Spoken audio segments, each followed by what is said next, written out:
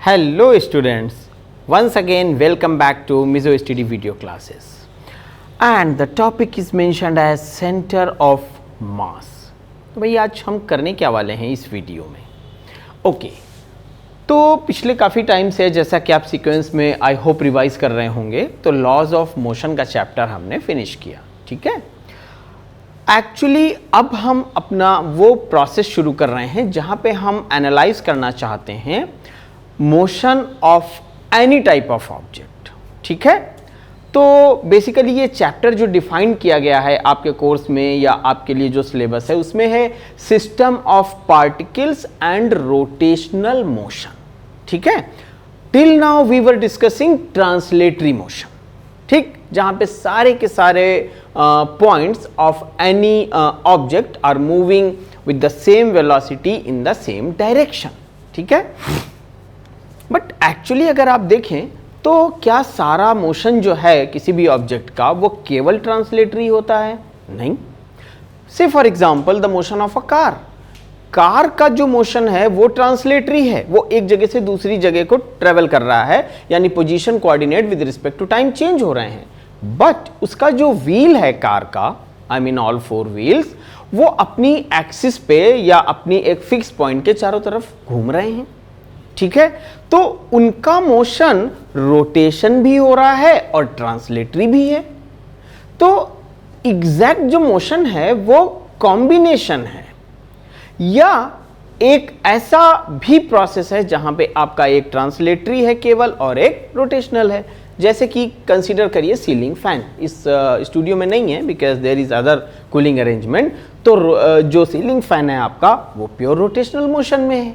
आप switch on करके चले जाइए बाहर, 1 घंटे बाद आइए, वो वहीं का वहीं रोटेट कर रहा होगा। तो बेसिकली हम सेंटर ऑफ मास क्यों समझना चाहते हैं, ठीक, ये क्वेश्चन सबसे पहले आता है। चैप्टर हम शुरू करना चाहते हैं सिस्टम ऑफ पार्टिकल्स, ठीक है, और rotational motion and rotational motion. तो अब इसमें हमें ये सेंटर ऑफ मास की क्यों जरूरत पड़ गई, हम इसकी शुरुआत इस पूरे टॉपिक की इस पर्टिकुलर पॉइंट से क्यों कर रहे हैं। चलिए आइए, कुछ ऑब्जेक्ट्स हैं मेरे पास, मैंने बड़ी मुश्किल से कलेक्ट करे हैं, मैं आपको शो करता हूं। एक स्क्रू ड्राइवर है सपोज मेरे पास, देखिए जरा इसका मास डिस्ट्रीब्यूशन, ठीक है। हम पढ़ना चाहते हैं system of particles and rotational motion. अब सिस्टम ऑफ पार्टिकल्स का मतलब है कि आप ये कह सकते हो कि ये स्क्रू ड्राइवर जो है मेरे पास में अपर हैंड, उसमें बहुत सारे स्मॉल पार्टिकल्स ने मिलके ये प्लास्टिक का हैंडल बनाया और बहुत सारे स्मॉल मेटल पार्टिकल्स ने मिलके ये एंड बनाया हुआ है। और फिर आप देखें तो इसका शेप देखिए और इसका मास डिस्ट्रीब्यूशन देखिए। मुझे फील हो रहा है और आप इसको समझ भी सकते हो कि ये प्लास्टिक जो हॉलो प्लास्टिक है ये तो काफ़ी लाइट होगा, अच्छा ये पोर्शन हैवी होगा।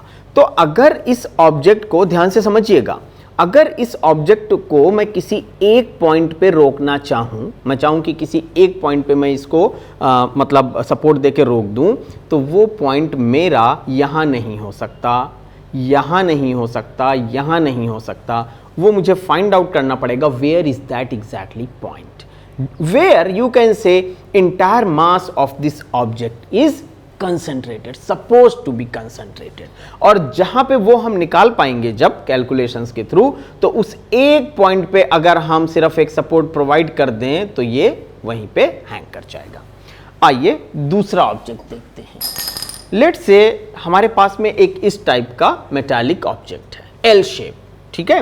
और ये बहुत अच्छा एग्जाम्पल है जो आपकी एनसीईआरटी बुक्स में भी है, वैसे भी पूछा जाता है कि एल शेप लैमिना का सेंटर ऑफ मास निकालो। अब इसमें आप देखो, एक बेसिकली अगर आप इमेजिन करो तो एक मेटालिक प्लेट को बेंड कर दिया गया है। अगर ये मेटालिक प्लेट थी तो अगर थोड़ी देर के लिए मैं इन होल्स को, ड्रिल्स को निग्लेक्ट करता तो मैं कहता कि the whole this metallic plate has uniform mass distribution, और इसके सेंटर पॉइंट पे मैं इसको अगर हैंग कर देता तो ये अपनी जगह पे बैलेंस हो जाती।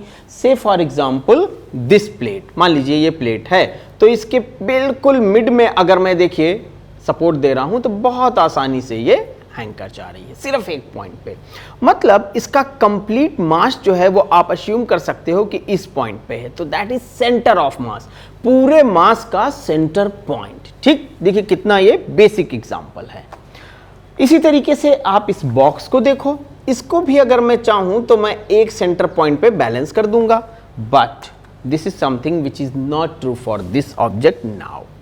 ओके, आइए कुछ और एग्जांपल्स हम लोग देखते हैं। एक मेरे पास ये हाइलाइटर पेन है, ठीक।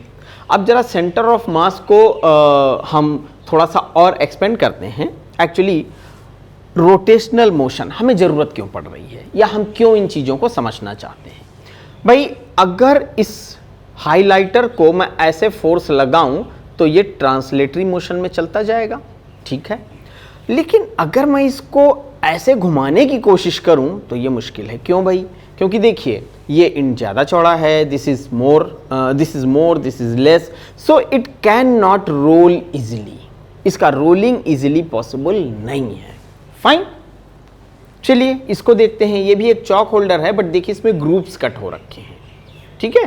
तो आप कह सकते हो कि cylindrical shape chalk holder, but अगर मैं इसको रोल करूं तो शायद ये हाइलाइटर के कंपैरिजन में ज़्यादा अच्छी तरीके से रोल करेगा। और अगर मेरे पास में मान लीजिए ये एक चॉक है, ये आप कह सकते हो परफेक्टली सिलेंड्रिकल है शेप में, तो बच्चों अगर मैं इसको रोल करूं तो बहुत आसानी से रोल कर जाएगी ये, ठीक। तो अब आप ये देखो कि ऑब्जेक्ट का शेप, साइज, मास का डिस्ट्रीब्यूशन, ये सारी चीजें इंपॉर्टेंट हैं फॉर द डिस्कशन और understanding of motion, on that to rotational motion. एक और प्रैक्टिकल एग्जांपल सोचिए, वो मेरे पास यहाँ पे है नहीं, मैं दिखा नहीं सकता हूँ आपको, जो हम घरों में यूज करते हैं semi automatic washing machine. Fine, उसमें दो ड्रम रहते हैं basically. Semi automatic washing machine में दो ड्रम रहते हैं। तो एक ड्रम में कपड़े डाल दिए जाते हैं, पानी डाल दिया जाता है, वो उसको चला के रोटेट करके क्लीन करता है। After that you have to pick those clothes, you have to put them in another drum. Fine, और फिर आप उसको रन करते हो, पानी देते हो, तो उससे क्या होता है कि वो उनका जो वेस्टेज है, जो सोप कंटेंट है, वो बाहर आता है। उसमें आप ध्यान से देखो, अगर आप जो क्लॉथ्स उसमें वेट डाल रहे हो वो अगर यूनिफॉर्म डिस्ट्रीब्यूशन ना हो तो वो सिलेंडर एक यू कैन से a different type of noise create करता है, ठीक है ना, टकराने की आसपास की वॉल से, और वो रोटेट नहीं करता है ढंग से, just because of the mass distribution is not uniform, ठीक है। तो हमें इन चीजों को समझने से पहले सबसे पहले जो प्रैक्टिकल एस्पेक्ट्स हैं उन्हें समझना है। फाइन, तो चलिए अब बात करते हैं सेंटर ऑफ मास की। इन एग्जाम्पल्स के थ्रू मुझे लगता है आपको सेंटर ऑफ मास का फील जो है वो तो जरूर आया होगा कि एक्चुअली है क्या ये सेंटर ऑफ मास, ठीक है। सो हम ये सिंपली एक डेफिनेशन दे सकते हैं, it is considered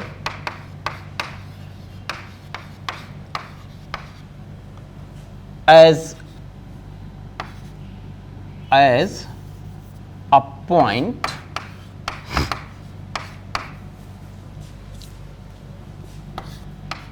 inside or outside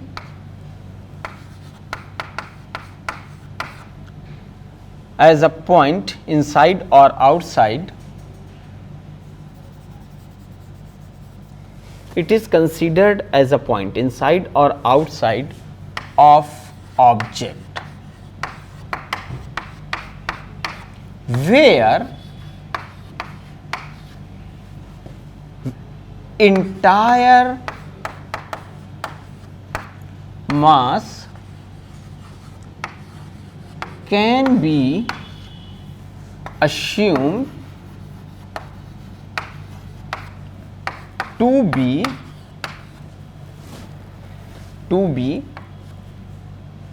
concentrated, ठीक है जी। चलिए एक बार फिर से पढ़ते हैं। इट इज कंसीडर्ड क्या, सेंटर ऑफ मास ठीक है ना, it is considered as a point where entire mass can be assume to be concentrated fine, concentrated. इसको थोड़ा सिंप्लीफाइड कर देते हैं, concentrated, sorry for that, where entire mass, किसका मास, ऑब्जेक्ट का, can be assume to be concentrated. अच्छा, यहां पे मैंने एक लाइन लिखी हुई है, देखिएगा, इनसाइड आउटसाइड ऑफ ऑब्जेक्ट। अच्छा, हमेशा ध्यान रखिएगा कि सेंटर ऑफ मास ये जरूरी नहीं है कि वो बॉडी के अंदर ही रहे, ठीक है। चलिए एग्जांपल लेते हैं, से फॉर एग्जांपल रिंग, मैं इस रिस्ट वॉच को ही थोड़ी देर के लिए अस्यूम कर लेता हूं, ये एक रिंग है, ठीक है, रिंग फॉर्म में। इसका सेंटर ऑफ मास इस पॉइंट पे होगा जो कि हवा में है हमेशा, ठीक। इसी तरीके से tribal people in Australia they use one device that is considered as boomerang, ठीक है। वो बूमरैंग क्या होता है, वो एक इस टाइप का ऑब्जेक्ट होता है, 85 डिग्री के एंगल पे रहता है, और ये ट्राइबल पीपल यूज करते हैं इस ऑब्जेक्ट को to hunt the birds and small animals, those are on the high eucalyptus tree. तो क्या करते हैं, इसको इस तरीके से फेंकते हैं, इसका सेंटर ऑफ मास हमेशा बाहर यहां पे रहता है इस जगह पे, और ये अपने सेंटर ऑफ मास के ही चारों तरफ रोटेट करता है, ये जाता है और वापस उसके पास आ जाता है जिसने इसको थ्रो किया हुआ। Obviously some sort of practice is required, इसको ऐसे नहीं करते कि आपने फेंक दिया और आ जाएगा, there is some specific you can say process to throw it, fine. तो इसलिए हमेशा ध्यान रखिएगा कि सेंटर ऑफ मास किसी भी ऑब्जेक्ट का ये जरूरी नहीं है कि वो ऑब्जेक्ट के अंदर ही हो, वो बाहर भी हो सकता है। सो ये एक basic definition I centre of mass of any object. अच्छा, हमारे पास अभी तक जब हम न्यूटोनियन मैकेनिक्स पढ़ रहे थे, laws of motion and all these, तो हम हमेशा कंसीडर करते थे पॉइंट ऑब्जेक्ट, ठीक है ना। एक हमने टेबल रखी, टेबल के ऊपर एक ब्लॉक रख दिया, हमने ब्लॉक का शेप, साइज, मास डिस्ट्रीब्यूशन कुछ भी नहीं कंसीडर किया, और हमने एफबीडी बनाई, फोर्सेस लगाए, इक्वेशंस लिखी, सॉल्यूशंस निकाले। अब यहां पे सिस्टम ऑफ पार्टिकल्स जो चैप्टर है, तो सेंटर ऑफ मास किसी सिस्टम का निकालने के लिए मुझे ये भी कंसीडर करना पड़ेगा whether it is which type of system, ठीक है। क्योंकि देखिए ध्यान से, अगर ये चौक का छोटा सा पीस है, तो इस चौक के छोटे से पीस में आप कह सकते हो येलो कलर के billions of trillions of small small particles are arranged. अच्छा, ठीक है, बट अगर मैं बात करता हूं कि चौक के 4 पीसेस मैं लूं ऐसे, और उन 4 पीसेस को मैं 4 जगह पे रख दूं किसी कोऑर्डिनेट सिस्टम में एक्स वाई या जेड में, और फिर मैं कहूं इन 4 पीसेस से चौक के जो सिस्टम क्रिएट हो रहा है, try to find out the centre of mass of that, तो उसमें आपके पास में 4 ही पार्टिकल्स हैं, ठीक है। यहां पे लार्ज नंबर ऑफ पार्टिकल्स हैं। तो बेसिकली हम जो अपना क्लासिफिकेशन सिस्टम का करते हैं, तो हम 2 तरीके से सिस्टम को क्लासिफाई करते हैं। नॉर्मली बुक्स में आपको 3 तरीके से वो करते हैं, 2 particle system, n particle system, continuous system. मैं कहता हूं 2 तरीके से करेंगे।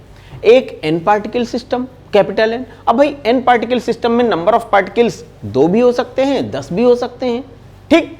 अच्छा, जब बहुत ज्यादा नंबर बड़ा हो जाएगा, n is almost like infinite type of situations, जहां पे आप काउंटिंग ही नहीं कर सको, तो उसे हम कॉन्टिन्यूअस मास डिस्ट्रीब्यूशन कहेंगे, ठीक। जैसे कि ये चौक में आप क्या काउंट कर सकते हो कितने व्हाइट कलर के डस्ट पार्टिकल्स को कंबाइन करके चौक बनाई गई है? नो। तो उस सिचुएशन में आपको चौक की इस लंबाई में, इस छोटे से पोर्शन की लंबाई मान लीजिए डेल्टा एल है, तो डेल्टा एल को एल तक आपको एक्सपेंड करना है। डेल्टा एल में छोटा सा मास अगर एम है, तो टोटल मास कैपिटल एम, इस टाइप से इसको अस्यूम करना है, ठीक।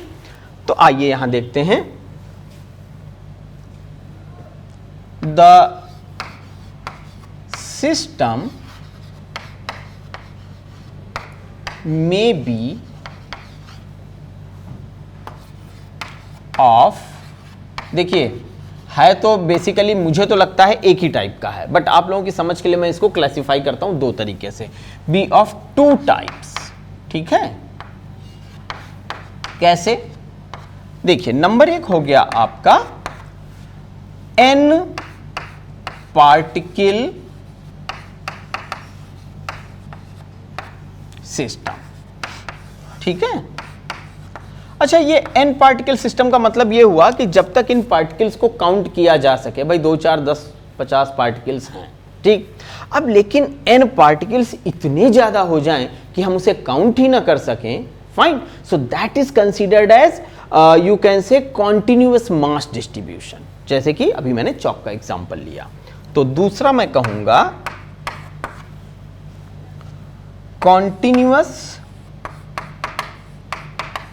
Continuous mass distribution. भाई सेंटर ऑफ मास तो हम किसी ऑब्जेक्ट का तब निकालेंगे ना जब हमें यह पहले पता चले कि वो ऑब्जेक्ट है कैसा, तभी तो हम सेंटर ऑफ मास की बात करेंगे। अगर आप रिकॉल करो तो लेक्चर की शुरुआत में मैंने 2 3 4 ऑब्जेक्ट्स दिखाए थे, फाइन। और जब तक मुझे यह ना पता चलेगा कि सिस्टम कैसा है, how the particles are distributed, हम किस पॉइंट पे ये कहेंगे कि यहां पे सेंटर ऑफ मास है। एक सिंपल वाला केस जो मैंने लिया था ये छोटी सी नोटबुक का, तो इसमें तो चलो हमने कह दिया था फाइन कि ये ऐसे होगा सेंटर पे। आइए एक इंपॉर्टेंट एस्पेक्ट ये मेंशन किया, ठीक है। अब एक और इंपॉर्टेंट पॉइंट है जो सेंटर ऑफ मास के रेफरेंस में करेक्ट है। अभी मैं किसी डेप्थ में नहीं जा रहा हूं, मैं पहले पूरे कॉन्सेप्ट को डेवलप करने की कोशिश कर रहा हूं, ठीक है। आइए यहां देखते हैं, तो एक स्टेटमेंट मैं लिख रहा हूं, फिर समझते हैं इसको। For regular shape bodies, center of mass coincides with geometrical center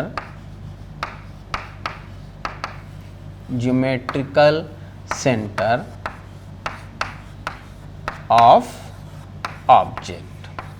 भाई इसका मतलब क्या हुआ, चलिए जरा इसको पहले समझते हैं। रेगुलर शेप बॉडी का मतलब यह हुआ कि जहां पे मास जो है वो इस तरीके से डिस्ट्रीब्यूटेड है कि बॉडी का एक यूनिफॉर्म शेप है, जैसे हम लोग, ठीक है। इधर देखिए सिमिलैरिटी है।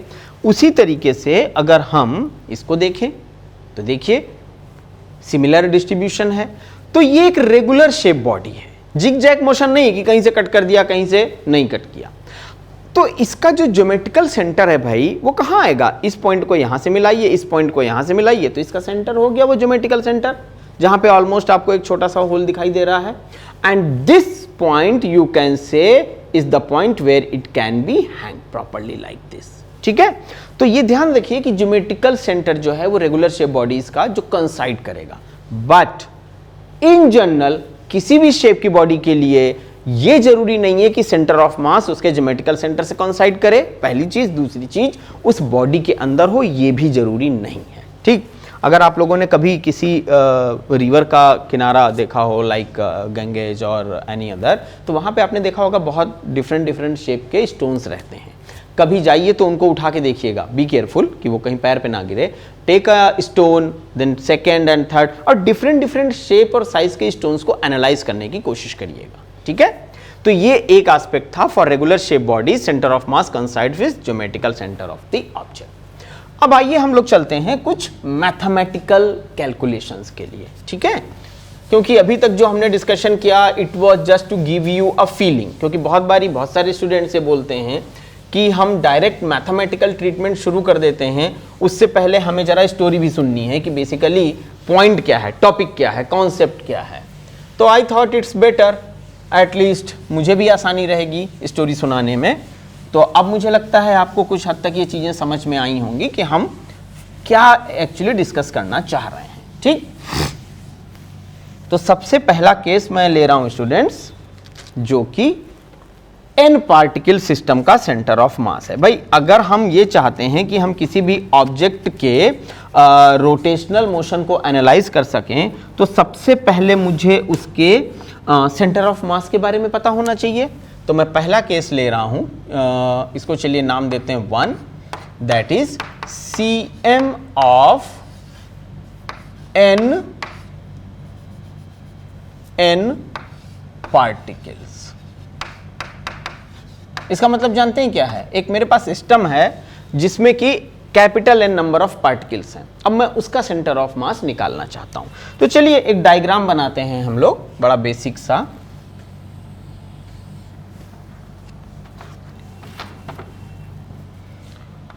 ये हमारे पास में x एक्सिस है और ये y एक्सिस है, ठीक है, और ये हमारा ओरिजिन हो गया O। चलिए जरा कुछ पार्टिकल्स रखते हैं। तो भाई मान लीजिए एक पार्टिकल m1 है, ठीक, और m1 का पोजीशन वेक्टर ओरिजिन के साथ में स्टूडेंट्स r1 है। फाइन। इसी तरीके से एक दूसरा पार्टिकल कहीं ले लीजिए m2। फाइन। m2 का पोजीशन कोऑर्डिनेट मैं एक दूसरे कलर से बनाता हूं। मान लीजिए ये थोड़ा सा ब्राइट येलो व्हाइट लाइन है और इसका ऑब्वियसली पोजीशन वेक्टर r2 हो गया, ठीक। अच्छा, अब इसी तरीके से मैं एक रेड कलर से और बना देता हूं। मान लीजिए ये पार्टिकल है capital N, not small n, capital N। mn मतलब 1 2 3 4 5 6 7 8 9 10 एंड सो ऑन n। तो भाई इसका पोजीशन कोऑर्डिनेट मान लीजिए मैंने ये वाला बना दिया और इसका नाम मैंने दे दिया r, स्मॉल ही कर देते हैं, आप लोग बहुत कंफ्यूज करोगे, n, ठीक है। ये ध्यान रखिएगा, ये कैपिटल nth नंबर का पार्टिकल है। तो ऐसे करके बहुत सारे पार्टिकल्स अरेंज्ड हैं। तो भाई इसका सेंटर ऑफ मास कहां होगा? अरे तो चलिए ऐसे कहते हैं कि जी हमें लगा कि सेंटर ऑफ मास यहां कहीं होगा। भाई ये तो कैलकुलेट करके निकालेंगे ना, बट ये तो एक रैंडम सा डिस्ट्रीब्यूशन है। तो मैंने कहा कि चलिए ये हमारा फाइनली सेंटर ऑफ मास निकलेगा, दिस वन, ठीक। तो इसको हम लोग नाम दे देते हैं C का। यहां पे मास कोई नहीं रखा है। Centre of mass is a point where you can assume, आप अज्यूम करते हो कि यहां मास होना चाहिए, और इसका जो पोजीशन कोऑर्डिनेट आएगा स्टूडेंट्स वो हो जाएगा RCM, ठीक है। पोजीशन वेक्टर जो है उसका हो जाएगा RCM। तो देखिए ये कुछ डिफरेंट कलर्स के मैंने ये शो किए हुए हैं आपको। अब इसके लिए एक मैथमेटिकल फॉर्मूला मुझे रिक्वायर्ड है, फाइन, तभी तो मैं पता लगा पाऊंगा कि where the centre of mass is going to coincide. तो आइए उस फॉर्मूले की बात करते हैं। अब देखिए RCM, मैं एक जनरल रिजल्ट लिख रहा हूं, RCM that is position vector of centre of मास का जो पॉइंट है वो, तो वो कैसे डिफाइन किया जाएगा भाई, आइए देखते हैं। तो स्टूडेंट्स इसको डिफाइन करने के लिए हम लोग यूज करेंगे m1r1, पोजीशन वेक्टर की बात मैं कर रहा हूं यहां पे, जैसे यहां मैंने रखा हुआ है, ठीक है, plus m2r2 and so on, कब तक, mnrn, ठीक है जी। देखिए ये जितने भी पार्टिकल्स मैंने यहां पे रख दिए हुए हैं, अपॉन ये आएगा भाई m1 plus m2 plus mn, ठीक है। तो ये हमारा जनरल रिजल्ट हो गया। ये भाई वेक्टर का साइन है, ऐसे करके पोजीशन वेक्टर की बात है, इसलिए मैंने इसको यहां पे डिफाइन किया हुआ है। अच्छा, अगर आप ये देखो कि टोटल जो मासेस हैं m1 m2 m3 till mn, तो उनका जो टोटल मास अगर है उसको मैं अगर चाहूं तो मैं डिफाइन कर सकता हूं कि भाई ये मान लीजिए कैपिटल M है, ठीक। तो इस फॉर्मूले को और सिंप्लीफाइड करके अगर मैं लिखूं तो मैं इसको यहां से लिख सकता हूं 1/m, ध्यान दीजिएगा, summation I is equal to, in general हम यही लिखते हैं, I is equal to 1 to n, ठीक है, I is equal to 1 to n, this one, then multiplied by mi, क्यों भाई, 1 2 3 4 5 6 7 8 एंड दिस ri, ठीक है, क्योंकि ये भी 1 2 3 4 5 6 आप देख ही रहे हो कैसे चेंज हो रहा है। तो ये हमारा एक जनरल रिजल्ट निकला। लेकिन यहां पे एक चीज तो बहुत साफ है कि अगर मैं नंबर ऑफ पार्टिकल्स को काउंट नहीं कर पाऊंगा तो ये समेशन वाला साइन जो है वो और एक फर्दर एक्सपेंड करेगा summation, that is considered as the integration, जो कि कॉन्टिन्यूअस मास डिस्ट्रीब्यूशन में हम डिफाइन करेंगे अभी थोड़ी देर बाद में। ठीक, तो अब जरा ये जो हो गया आरसीएम, तो बच्चों ये तो हो गया पोजीशन कोऑर्डिनेट। अरे भाई एक्स और वाई कहां है? सेंटर ऑफ मास का तो मतलब हुआ ना कि कोऑर्डिनेट सिस्टम मुझे चाहिए। मैं अगर आपको बोलूं कि इस चॉक होल्डर को 3, 2, 5 पे रखो, तो आप क्या करोगे? आप इसी स्टूडियो में ये x मानोगे, फिर y मानोगे, फिर z मानोगे, फिर आप उस तरीके से x, y, z पॉइंट्स लोगे। तो मुझे ये जो मिला है ये तो पोजीशन वेक्टर है सेंटर ऑफ मास का, इसको मुझे लिखना है x और y कोऑर्डिनेट्स के टर्म में। तो कैसे मैं लिखूंगा? तो भाई ये हमारा हो जाएगा XCM, मतलब क्या हुआ? सेंटर ऑफ मास का यू कैन से पॉइंट और कोऑर्डिनेट अलोंग x एक्सिस। तो भाई ये जो मेरा निकलेगा इसका फार्मूला है m1x1 टिल कहां तक? मैं डायरेक्ट लिख दे रहा हूं mnxn तक, ठीक है, अपॉन m1 प्लस m2 कहां तक? mn तक। ठीक, अच्छा इसी तरीके से आप YCM लिख सकते हो, m1 y1 प्लस कहां तक? mn xn upon m1 plus m2 and so on. ZCM की अगर मैं बात करूं तो बच्चों मैं बोल दूंगा कि भाई ये तो 0 है यहां पे, क्योंकि मैंने फिलहाल यहां पे सिर्फ 2 ही एक्सिस लिए हुए हैं, x और y, तो Z का फिलहाल मुझे कंसीडर करने की जरूरत नहीं है। अब आइए एक छोटे से, बहुत छोटे से क्वेश्चन या एग्जाम्पल के थ्रू हम लोग इस चीज को थोड़ा समझने की कोशिश करते हैं। ठीक, आइए कैसे? सब कुछ यही रखेंगे, एक छोटा सा क्वेश्चन करते हैं, क्योंकि जब तक फिजिक्स में भाई न्यूमेरिकल्स नहीं किए जाएंगे तब तक किसी भी कॉन्सेप्ट को समझना नेक्स्ट टू इम्पॉसिबल है। आप ये कह सकते हो कि हाँ मैंने चलो फॉर्मूला पढ़ लिया, लेकिन फॉर्मूला पढ़ना ही इंपॉर्टेंट नहीं है, आपको उसका एप्लीकेशन आना ज़्यादा ज़रूरी है। तो आइए एक सिचुएशन लेते हैं और उस सिचुएशन से इस चीज़ को हम लोग डिफाइन करते हैं। ठीक है,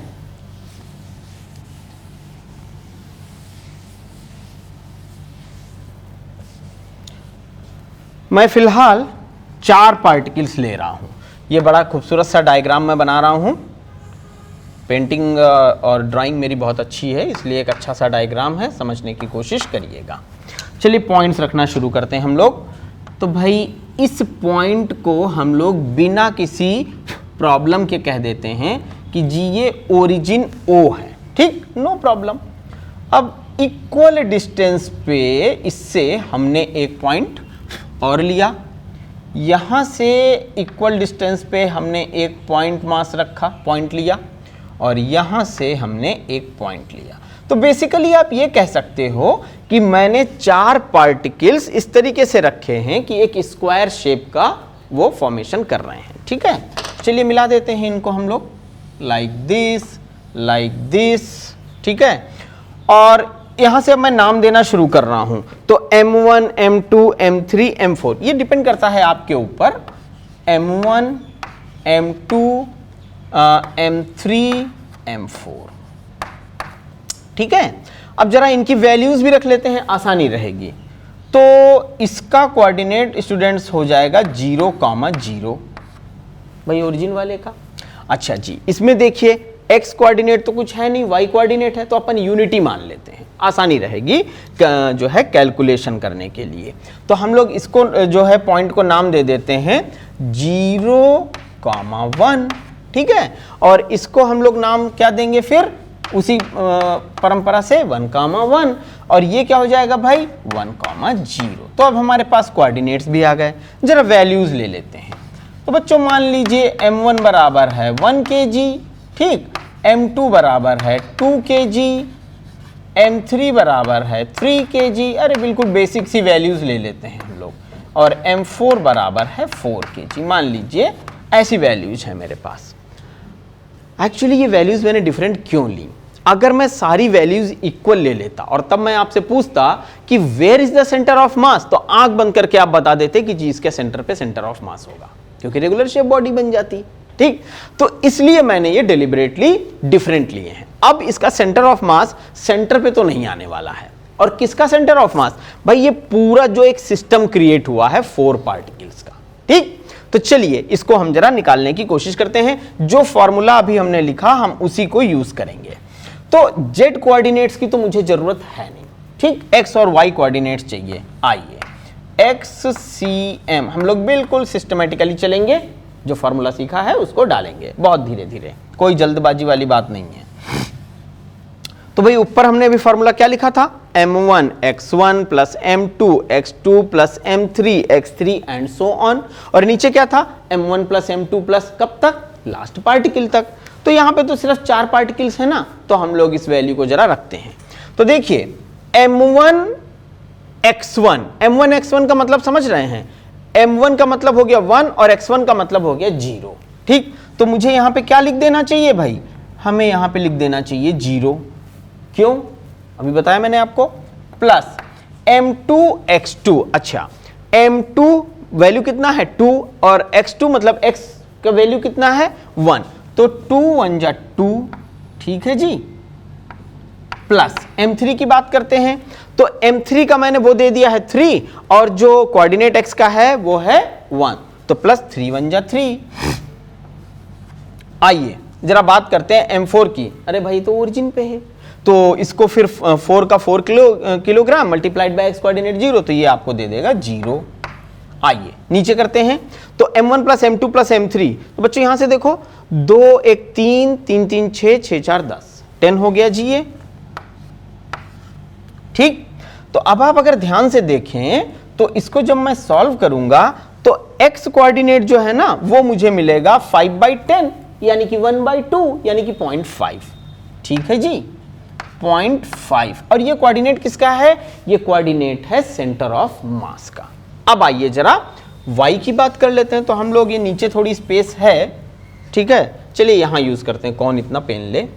तो YCM, मुझे लगता है डायग्राम आपको अभी भी विजिबल ही होगा, तो हम लोग जरा वैल्यूज रखते हैं इसकी। ठीक है, देखिए भाई बॉटम में तो यानी जो डिनोमिनेटर है उसमें तो मुझे सभी मासेस ऐड कर लेने हैं।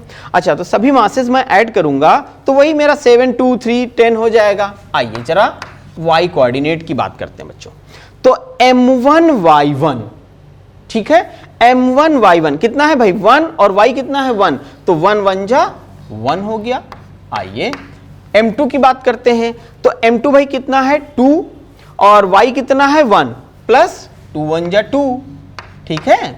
आइए 3 की बात करते हैं, 3 और y कोऑर्डिनेट कितना है 0, 3 इंटू 0 0 हो गया। और उसी तरीके से m4 की बात करें तो उसमें तो सब 0 0 है ही है, तो आगे तो फिर सब 0 है, तो ये आपको कितना मिल गया, ये मिल गया 3/10। ठीक, अब 3/10 आप रफली देखो तो कितना हो गया 0.3।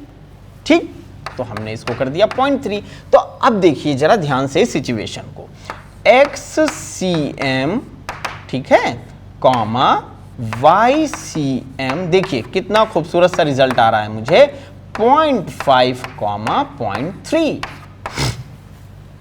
तो बच्चों अगर मैं इसमें प्लॉट करना चाहूं सेंटर ऑफ मास के कोऑर्डिनेट, तो देखिएगा कितने आसानी से हम लोग उसको रख सकते हैं। तो जी कहां पे आएगा सेंटर ऑफ मास का कोऑर्डिनेट, चलिए x पे हम लोग चलते हैं 0.5, तो 0.5 का मतलब हो गया ये यहाँ का हाफ वैल्यू, और y पे कितना चलते हैं 0.3 यहाँ पे कहीं पे।